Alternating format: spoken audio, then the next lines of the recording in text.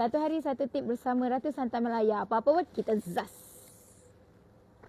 Geng, ini satu part yang selalu peniaga-peniaga santan dia lupa ataupun dia lalai. Okey, semasa kita membuat persiapan raya, kita terlalu busy, terlalu sibuk. Okey, kita sampai terlupa untuk membersihkan mesin santan kita.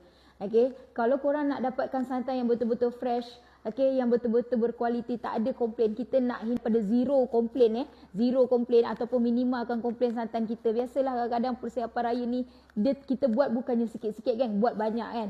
Ikin sharekan satu tips, selepas memproses santan, selepas dia berjalan selama 3 jam, tolong bersihkan kita punya mesin dulu. Setiap 3 jam tolong bersih, basuh, lepas tu korang baru proses baru. Sikit takut part-part untuk dia punya filter tu, okey, filter santan tu dia ada santan-santan yang basi melekat-lekat kat situ kan. Jadi dia bercampur dengan santan yang baru, boleh menyebabkan santan kita pun boleh basi.